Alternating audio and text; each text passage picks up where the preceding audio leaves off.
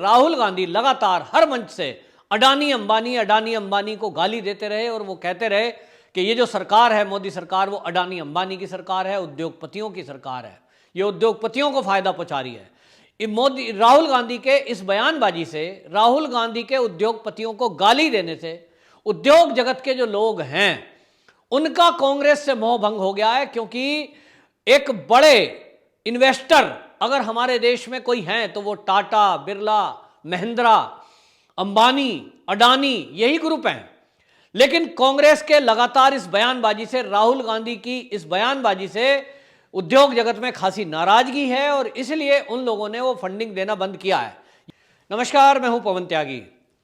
देश में 70 साल राज करने वाली कांग्रेस कंगाल हो गई है। जी हां, मैं आपको बता रहा हूं कि जिसने 70 साल शासन किया और इस देश की संपदाओं को लूटा, भ्रष्टाचार किए, वो कांग्रेस आज कंगाली के कगार पर है। हालत ये है कि राज्यों के जो इकाइयां हैं उनके पास मुख्यालय के, अपने ऑफिसों के खर्चे चलाने तक के पैसे के लाले पड़े हुए हैं। और इसके लिए जो कांग्रेस आला कमान है उन्होंने बाकायदा कई राज्यों के लोगों से, अपने जिला अध्यक्षों से बातचीत की है और कई विधायकों को और सांसदों को इस बात के लिए बोला है कि वो केंद्र के लिए फंडिंग जुटाएं। आपको बता दें कि ये खबर के हवाले से, टाइम्स ऑफ इंडिया के खबरों के हवाले से ये बताया गया कि पिछले दिनों झारखंड, महाराष्ट्र, पंजाब के नेताओं से मुलाकात की है कांग्रेस हाई कमान ने और उनसे कहा गया है कि अगले कुछ दिनों में अगले 5 राज्यों में चुनाव है, जिसमें कि केरल, असम, पश्चिम बंगाल, तमिलनाडु और पुडुचेरी में, और इसके लिए जो फंड चाहिए वो फंड हमारे पास नहीं है। इसके लिए आप फंड जुटाइए। लेकिन आप देखिए कि ये कांग्रेस की जो दुर्दशा है कि ये क्यों हुई है। क्योंकि जो फंड देने वाले लोग हैं वो कौन हैं? चंदा, और चंदा देता है कार्यकर्ता देते हैं और उद्योगपति भी चंदा देते हैं। लेकिन कांग्रेस के हाल को देखकर अब देश के लोगों का कांग्रेस से मोह भंग हो गया है। वो देख रहे हैं कि जब से 2014 के बाद से मोदी आए हैं, मोदी के बाद से जितने चुनाव हो रहे हैं, चाहे वो उपचुनाव हो रहे हैं, उसमें भाजपा ही भाजपा परचम लहरा रही है, कांग्रेस कहीं नजर नहीं आ रही है। नगर निगम और छोटे मोटे चुनाव छोड़ दें यदि, तो राज्यों के कोई भी चुनाव वो कांग्रेस नहीं जीत पा रही है। और इसलिए लोग को, भारतीय लोगों को ही नहीं तो दुनिया के लोगों को अब ये पता लग चुका है कि मोदी जब तक है तो कांग्रेस की दाल गलने वाली नहीं है और कांग्रेस आगे किसी भी चुनाव में जीतने वाली नहीं है। मोदी के असर के कारण आगे आने वाले जितने चुनाव होंगे, ऐसा भविष्यवाणी करने वाले जो राजनीतिक विश्लेषक हैं उन्होंने भी ये आकलन किया है कि अगले 20 साल तक भाजपा ही भाजपा रहने वाली है। और आपको बताएं कि कांग्रेस की सरकार इस समय केवल 3 राज्यों में बची है, जिसमें कि छत्तीसगढ़ और पंजाब और राजस्थान। महाराष्ट्र के अंदर गठबंधन की सरकार है, जहां एनसीपी और शिवसेना साथ में है, तो वहां जो मलाईदार कोई चीजें आती हैं तो वो एनसीपी मार के ले जाती है, ऐसा लोगों का कहना है और कांग्रेसियों का ये आरोप है। इस दुर्दशा में राहुल गांधी का सबसे बड़ा रोल है, क्योंकि राहुल गांधी लगातार हर मंच से अडानी अंबानी को गाली देते रहे और वो कहते रहे कि ये जो सरकार है मोदी सरकार, वो अडानी अंबानी की सरकार है, उद्योगपतियों की सरकार है, ये उद्योगपतियों को फायदा पहुंचा रही है। राहुल गांधी के इस बयानबाजी से, राहुल गांधी के उद्योगपतियों को गाली देने से उद्योग जगत के जो लोग हैं उनका कांग्रेस से मोह भंग हो गया है। क्योंकि एक बड़े इन्वेस्टर अगर हमारे देश में कोई हैं तो वो टाटा, बिरला, महिंद्रा, अंबानी, अडानी, यही ग्रुप हैं। लेकिन कांग्रेस के लगातार इस बयानबाजी से, राहुल गांधी की इस बयानबाजी से उद्योग जगत में खासी नाराजगी है और इसलिए उन लोगों ने वो फंडिंग देना बंद किया है। ये बात अलग है कि हम दो हमारे दो का नारा बताकर मोदी को घेरने वाला राहुल गांधी, वो ये जब बात का जवाब नहीं देता कि राजस्थान की सरकार में अडानी से और अंबानी से जो सोलर पावर का जो प्रोजेक्ट है उस पर समझौता क्यों किया गया, महाराष्ट्र में पोर्ट के बारे में अडानी को समझौता क्यों किया गया, इसका जवाब राहुल गांधी नहीं देते हैं। लेकिन मुझे लग रहा है कि शायद अब ये कांग्रेस की एक मजबूरी बन गई है कि वो अब गाली दे चुके, बदनाम कर चुके उद्योग जगत से चंदा मांगने की हिम्मत नहीं कर रहे हैं और चंदा मांगेंगे भी तो उनको मिलने वाला नहीं है, क्योंकि कोई लोग फ्री में पैसा नहीं देंगे, अपना कुछ ना कुछ काम के लिए पैसा देते हैं और काम कांग्रेस के पास अब बचा नहीं है।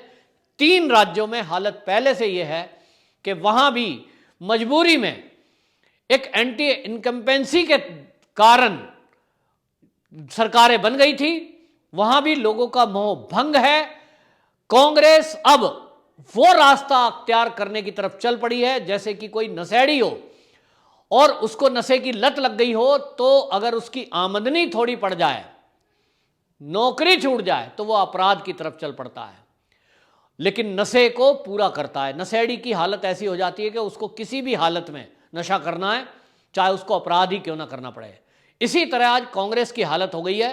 कांग्रेस के पास यूं तो इतने घोटाले 70 साल में किए, 2G, 3G, Commonwealth, coal block, और इन घोटालों को हजम करने के लिए, जेल से बचने के लिए इनके पास पूरी की पूरी एक वकीलों की फौज है जो सुप्रीम कोर्ट तक में भी केस को लड़ती है। उनके पास पत्रकार हैं जो उनकी बड़ाइयों को बढ़ा चढ़ाकर लिखते हैं या टीवी चैनलों में दिखाते हैं। उनके पास ऐसे साहित्यकार हैं जो उनकी एक आवाज पर अवार्ड वापसी कर देते हैं। उनके पास ऐसे पर्यावरणविद के नाम पर देश विरोधी लोग हैं जो ट्वीट्स कर देते हैं, और ऐसे बॉलीवुड के कलाकार हैं जो उनके एक इशारे पर सरकारों को बदनाम करने के लिए, मोदी के खिलाफ कैंपेन चलाने के लिए वो हैशटैग चला देते हैं। लेकिन इन सबके बावजूद आज कांग्रेस एक्सपोज हुई है और कांग्रेस से जनता का मोह भंग हुआ है। वहीं आपको बता दें कि हमारे देश की जो ईडी और सीबीआई है, एनआईए है, गृह मंत्रालय है, इन सबकी सख्ती के कारण विदेशों से जो हवाला के जरिए फंड आता था वो फंडिंग में रोक लगी है। एनजीओ के नाम पर जो संगठन चलाते थे और उनको कांग्रेस बैकडोर से मदद करती थी और वो कांग्रेस की मदद करते थे, ऐसे फर्जी एनजीओ चलाने वाले लगभग 3000 एनजीओ पर मोदी सरकार ने कार्रवाई की है और उनको बंद कर दिया है। और इसलिए जो फंडिंग होती थी वो फंडिंग रुकी है। अब कांग्रेस गलत रास्ता भी इख्तियार कर रही है और वो गलत रास्ता है खालिस्तानियों का समर्थन। आप देखेंगे कि कांग्रेस ही वो राजनीतिक दल है जिसने सबसे बड़ा खामियाजा खालिस्तानी मूवमेंट को चलाकर भुगता, और उन्हीं की एक प्रमुख जिसको आयरन लेडी कहते थे, स्वर्गीय इंदिरा गांधी, उसको खोया। लेकिन आज फिर से जब किसान फर्जी आंदोलन खड़ा करते हैं उसमें खालिस्तानी मूवमेंट एंट्री करता है और खालिस्तानी लोग उस आंदोलन को कनाडा या यूएस में बैठकर चलाते हैं, वहां टूल किट बनाई जाती है। तो कांग्रेस आज उस टूल किट बनाने वालों के, देश के विरुद्ध षड्यंत्र करने वालों के और देश के विरुद्ध काम करने वाले खालिस्तानी जो एक अलग देश की मांग करते रहे, अलग देश की मांग करने वाले खालिस्तानी मूवमेंट चलाने वालों के पीछे खड़ी होती है, उनके पक्ष में बोलती है, उनके पक्ष में भाषणबाजी करती है। राहुल गांधी और प्रियंका गांधी खुलेआम कहते हैं कि मोदी सरकार बिना बंदूक वालों से डर गई।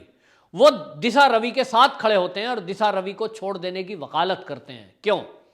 क्योंकि उनको लगता है कि अब जो उनकी पार्टी की हालत है कि चुनाव लड़ने के लिए पैसा नहीं है, कार्यालय चलाने के लिए पैसा नहीं है और उनकी हालत दयनीय होती जा रही है, तो अब उनको लगता है कि शायद अगर हम खालिस्तानियों के पक्ष में बोलेंगे, खालिस्तानियों के साथ खड़े होंगे, तो शायद उनको फंडिंग कोई कर दे, क्योंकि जो आदमी तिरंगे का अपमान करने तक का 2.5 करोड़ दे सकता है, तो वो खालिस्तानी मूवमेंट के पक्ष में बोलना और जो वो चाहते हैं कि फर्जी किसान आंदोलन खड़ा करना, उसके पक्ष में ट्वीट करना, भाषण देना और फर्जी किसान आंदोलन खड़े करने के नाम पे कुछ 100 करोड़ तो दे ही सकते हैं।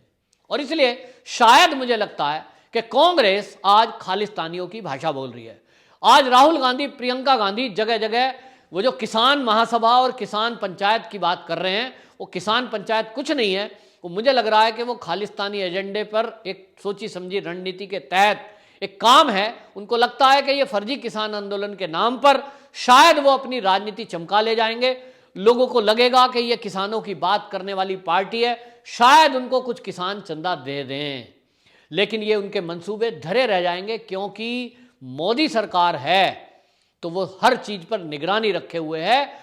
और कुछ लोग ये सवाल उठाते थे कि कांग्रेस के खिलाफ कार्रवाई क्यों नहीं करती। जो कांग्रेस, राहुल गांधी, प्रियंका गांधी आए दिन मोदी को गाली देते रहते हैं, मोदी को गद्दार तक कह दिया, यहां तक कि इतना झूठ बोला कि यह कह दिया कि चीन को एक गद्दार ने जमीन का टुकड़ा सौंप दिया है। इतनी गाली सुनने के बाद भी मोदी चुप क्यों है? कोई अवमानना का केस क्यों नहीं करता? ये राहुल गांधी को छोड़ क्यों दिया जाता है? तो उन लोगों को मैंने पिछले दिनों एक जरासंध की कहानी सुनाई थी कि किस तरह से जरासंध के जरिए जो महाभारत काल था, सारे दुश्मनों को एक जगह इकट्ठा करते रहे और कृष्ण जी बार बार उनका वध करते रहे। और ये बताया गया कि सारे गद्दार निकल करके एक ही जगह आ रहे हैं जिनको मारने में आसानी हो रही है। ठीक इसी तरह मोदी की रणनीति है। वो इस राहुल गांधी और प्रियंका गांधी और सोनिया गांधी, तीनों इन फैमिली वालों को कुछ नहीं कह रहे, गालियां सुन रहे हैं। इसके बहाने उनको यह पता लगता जा रहा है कि कौन कौन गद्दार देश में छुपा हुआ है और कौन हमारे देश के विरुद्ध षड्यंत्र करने वाला विदेश में बैठा हुआ है। जिस देश में बैठा है उसी देश में उसकी नब्ज को पकड़कर मसलना, ये मोदी की रणनीति का एक बहुत कुशल उदाहरण है। जिस देश में भी कोई आंदोलनकारी बैठा है और वो हमारे भारत के विरुद्ध षड्यंत्र करने के मंसूबे रखता है, उसको वहीं जाकर उसी की भाषा में जवाब देना मोदी को आता है। लेकिन कांग्रेस की दुर्दशा जैसी हुई है, अब इससे लग रहा है कि कांग्रेस अब जीरो पर आने वाली है और अगले आने वाले चुनाव में पश्चिम बंगाल में पहले ही हार मान चुकी है। अगले आने वाले जो 5 राज्यों के चुनाव हैं, अब वहां भी भाजपा ने जो तैयारी करना शुरू की है और जिस तरह से बड़ी बड़ी हस्तियां भाजपा ज्वाइन कर रही हैं, जिस तरह से प्रसिद्ध जो लोग हैं और खिलाड़ी हैं वो भाजपा ज्वाइन कर रहे हैं, तो अब लग रहा है कि आने वाले समय में केरल में भी अब कांग्रेस जाने वाली है। और पश्चिम बंगाल पहले ही हार चुके हैं, आसाम में भाजपा उनको कोई चांस लेने नहीं देगी। तमिलनाडु और पुडुचेरी में भी कांग्रेस का खाता भी नहीं खुलेगा, ऐसी हालत दिख रही है।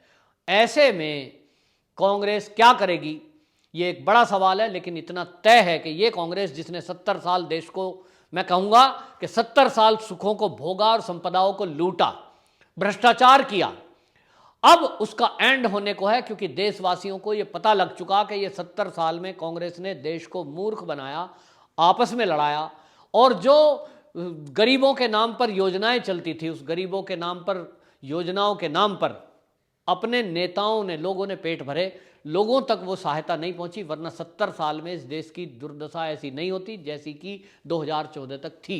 हमारी सेनाओं के पास अस्त्र शस्त्र नहीं थे, संसाधन नहीं थे, जिसके कारण चीन आए दिन हैकड़ी दिखाता था, देश में आतंकवाद बढ़ता जा रहा था और जिसके कारण हमारा देश गरीबी में डूबता जा रहा था। आज हालत यह है कि हमारा देश 5 ट्रिलियन इकोनॉमी के बारे में सोच रहा है और सोच ही नहीं रहा है, तो उस पर पूरा खाका तैयार है और मोदी सरकार कृत संकल्प है और उस दिशा में आगे बढ़ती जा रही है, जिसमें अब दुनिया को लग रहा है कि भारत ही वो देश है जो आगे विश्व गुरु बनने की तरफ चल रहा है। और भारत की देख रेख में अब जब से कोरोना वैक्सीन बनी है, पूरी दुनिया को यकीन हो गया है कि भारत ही वो देश है जो दुनिया को दिशा दिखा सकता है और दुनिया को आर्थिक स्थिति जो हो रही है, डूबती जा रही अर्थव्यवस्था को उबारने में काम करेगा। ऐसे में सबका साथ, सबका विश्वास मोदी जी कहते हैं, लेकिन पूरी दुनिया का विश्वास अब मोदी के ऊपर है। और कांग्रेस से वो जो मोह भंग हुआ है, अब कांग्रेस अपने कर्मों के कारण दुर्दशा का शिकार होती जा रही है। जल्द ही कांग्रेस कंगाली के कगार पर होगी और इनके साथ कोई खड़ा होने वाला नहीं है, क्योंकि अब ये गलत दिशा की तरफ चल पड़े हैं। खालिस्तानी मूवमेंट वाले लोगों का विरोध ना करके और उन आंदोलनों को चलाने वालों का साथ खड़े होकर कांग्रेस का एक नया चेहरा भी एक्सपोज हुआ है, जिसको कहते हैं देश विरोधी चेहरा। वंदे मातरम।